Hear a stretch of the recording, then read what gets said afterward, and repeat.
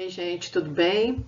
Hoje, nós vamos falar um pouquinho sobre o DPP. O que é o DPP? O descolamento prematuro de uma placenta que está normalmente inserida. Tá?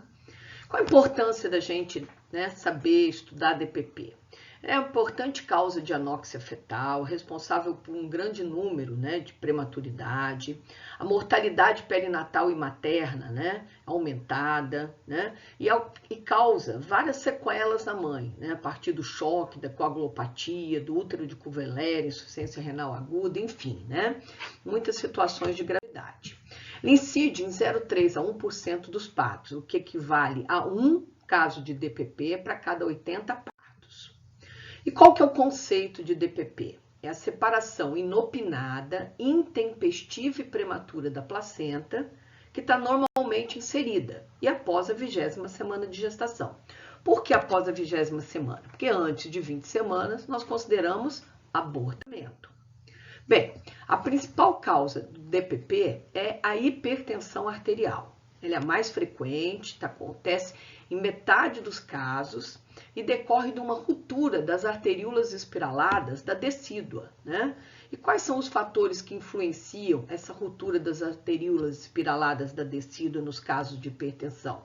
Principalmente a teromatose aguda dessas arteríolas e uma degeneração fibrinoide da túnica média, que favorece, então, essa ruptura. O trauma representa 5% dos casos de DPP.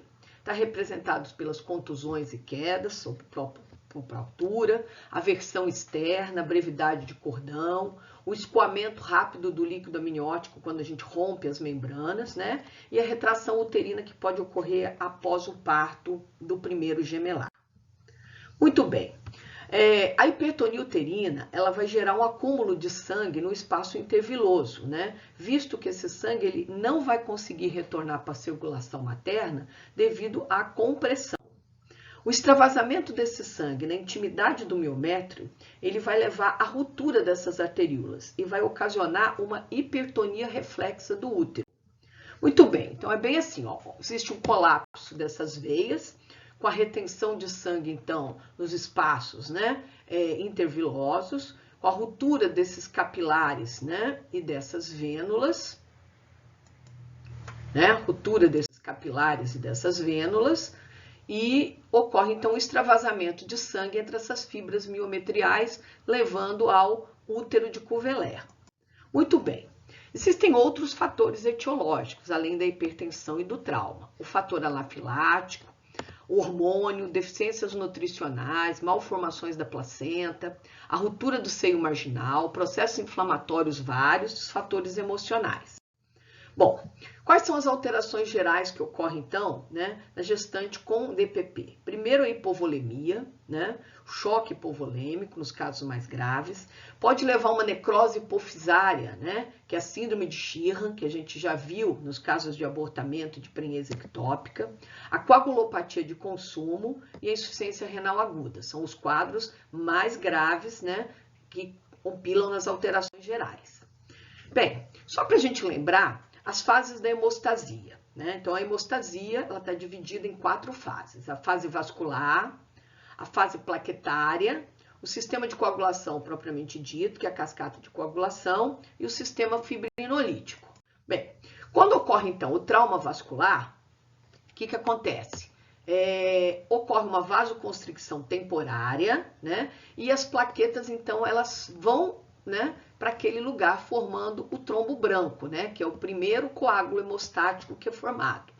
Ali se deposita fibrina, para fazer a hemostasia, após ativar todo o sistema da cascata de coagulação. E por fim, o sistema fibrinolítico, ele vai remover a fibrina através do plasminogênio, formando então os produtos de degradação da fibrina.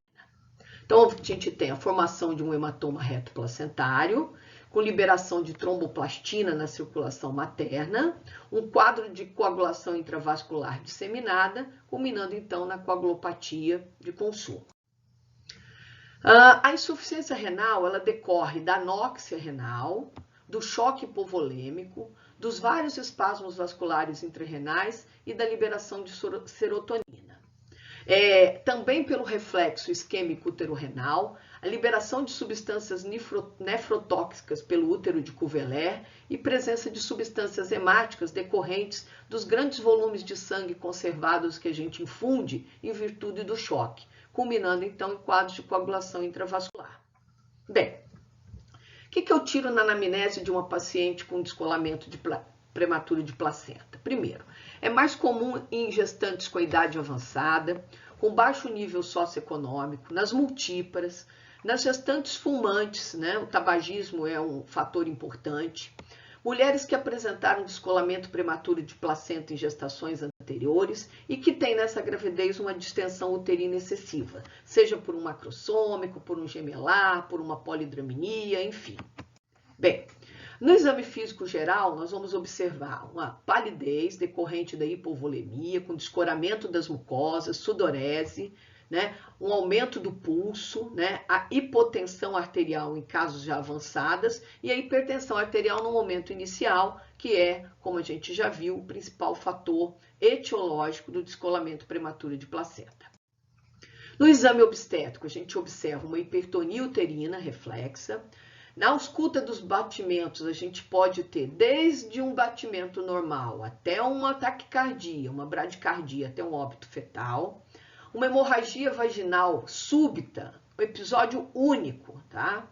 De grande volume, com aumento da tensão das membranas e muita dor decorrente de uma taxistolia. Na ausculta, como eu falei, eu posso ter desde das acelerações até o óbito, né?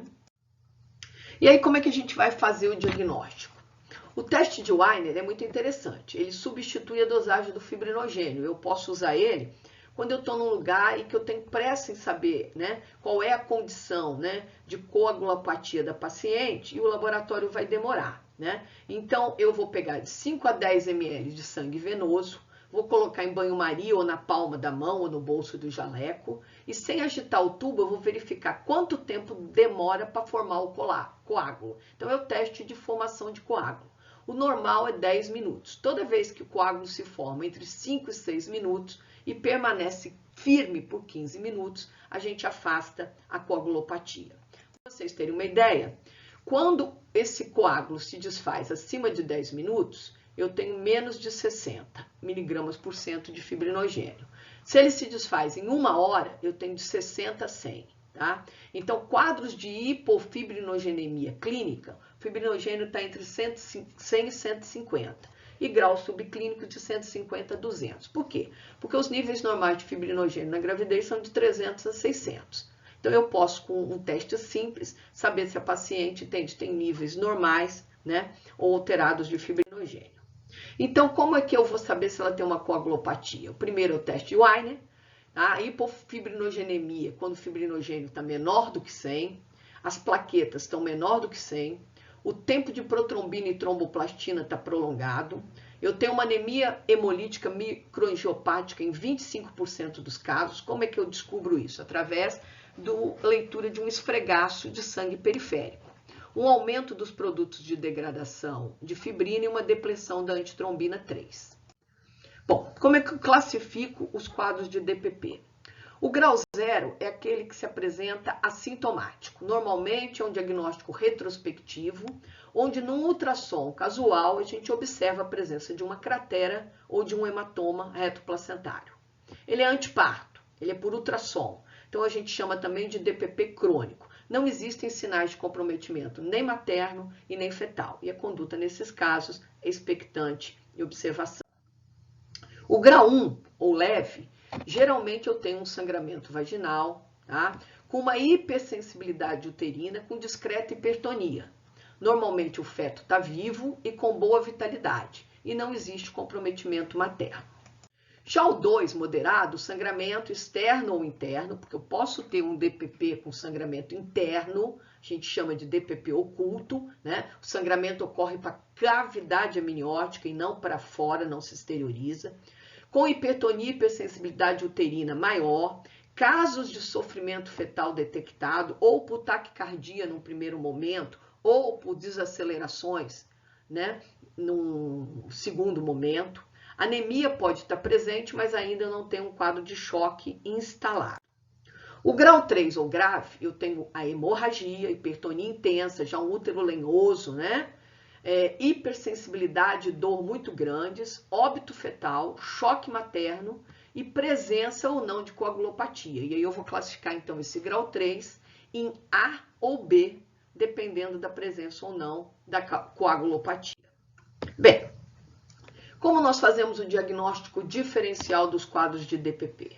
Primeiro, com patologias obstétricas que também sangram, como a placenta prévia, a ruptura uterina, polidramnia, ruptura de seio marginal e de vasa prévia.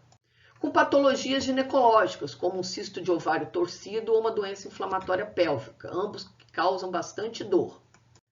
Ou com quadros de abdômen agudo, com apendicite, a trombose mesentérica, a pancreatite ou a úlcera gástrica perfurada. Qual é a conduta? Primeiro momento, medidas gerais de combate ao choque. Então, vamos ter que pegar uma veia calibrosa ou uma veia central, infundir solutos, né? Posição adequada, Trendelenburg, né? As pernas elevadas em decúbito lateral esquerdo. Avaliar a necessidade de hemotransfusão, colher sangue para o painel de coagulação, uma avaliação obstétrica sumária e a interrupção da gravidez. A conduta resolutiva nos quadros de DPP é a interrupção de gravidez, uma vez que a placenta descola do seu sítio, né, de implantação, a gravidez acabou. Não tem mais como, entende, a gente manter o bebê vivo dentro do útero. Aqui é uma tabelinha, depois vocês vão avaliar com carinho como é que a gente faz para repor esses hemoderivados em relação, entende, à perda da volemia. Bom, nos casos de feto vivo, no primeiro momento eu faço uma amniotomia, eu rompo a membrana, porque a gente vai ver que a amniotomia ela tem algumas, né, indicações bastante, né, bacanas, né? E eu tenho que resolver imediatamente esse parto. Cesariana, se não existem condições imediatas para o parto normal, e o parto normal, se a dilatação já está bem adiantada, usando o fórceps ou o vácuo, né, QI, com anestesia, né, de condução. Vale dizer o seguinte, a gente tem que pensar que quando eu tenho um DPP com feto vivo, o parto tem que ser aquele que for o mais rápido possível, tá? Então, se eu tenho uma gestante que está com 8, 9 centímetros, né, é mais rápido eu passar um fórceps e um vácuo do que esperar um anestesista que vai demorar às vezes 1 hora para chegar. Então, é o que for mais rápido. Se o neném estiver morto, né, o parto normal, então eu vou fazer a ruptura da membrana e sedação, e se esse parto não ocorrer adequadamente nas primeiras 6 horas, ou a hemorragia for muito grande, levando a quadro de coagulopatia, eu parto então direto para cesariana, né? Bom, olha só as vantagens da amniotomia. Ela diminui o sangramento, previne ou melhora os distúrbios de coagulação, porque diminui o sangramento, coordena as metrocístoles, então facilita, né, a evolução do trabalho de parto normal, reduz a progressão da área de descolamento, diminui a pressão intrauterina, acelera o parto e reduz a compressão da cava inferior. Então, são várias vantagens da amniotomia, então sempre útil, quando é possível a sua realização. Gente, é isso aí que a gente tinha que falar, né, de DPP, e até quarta-feira, então. Abraço!